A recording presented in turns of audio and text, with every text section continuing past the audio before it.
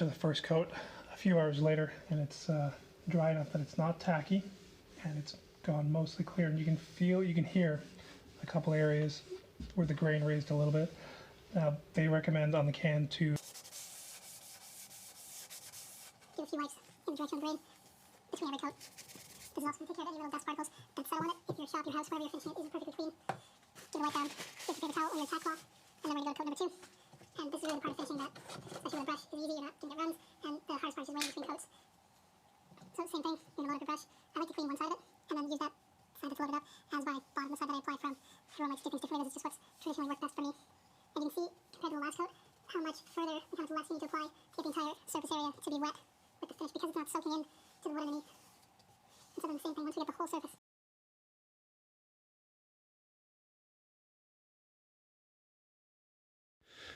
Alright, so the finish on this came out decent. But you can see there's some roughness to it.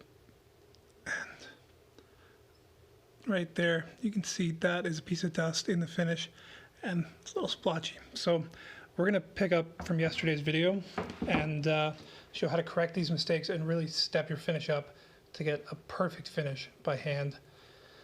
What that's going to take is some really inexpensive stuff. So yesterday we didn't use a strainer. Strainer are cleared today. I got a cup, a strainer. We used a bristle brush, and I picked up the cheapest foam brushes you could buy. Those are the 2 steps, 2 of the 3 that are going to make this really come out fantastic and flawless. And the 3rd step is a tack cloth, and I'm just going to make one of those by lightly applying some shellac to a cotton rag, and that's going to pick up any dust on it. So step 1, after we've got it dry enough, this dried overnight, so we're going to need to properly sand this, and we want to get it back to being smooth. So I'm going to take my sander.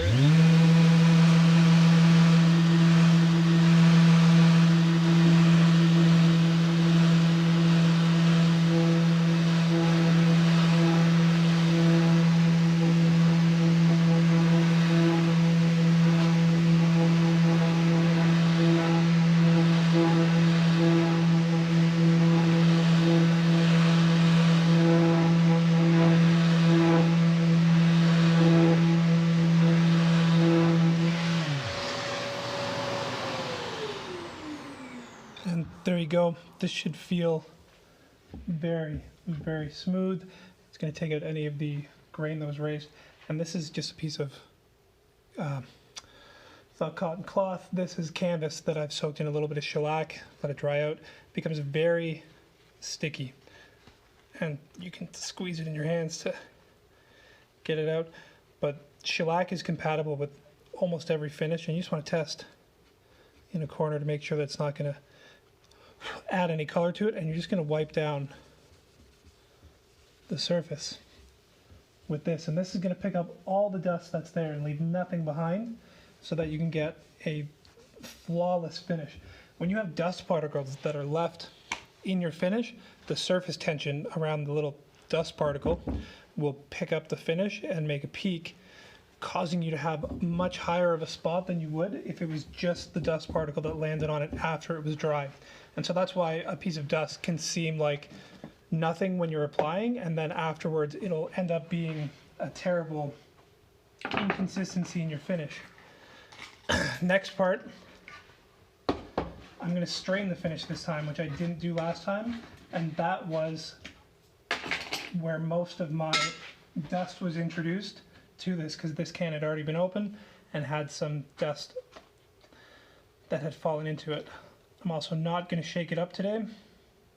I've stirred it instead of shaking it, and that's going to give me less bubbles in the finish, which in turn is going to give me less inconsistencies in the end. And the last step to getting it perfect today is using a foam brush instead of using a bristle brush. There's nothing wrong with a bristle brush, but a foam brush is going to allow you to more evenly and easily coat your surface without leaving any brush marks behind that would have to level out.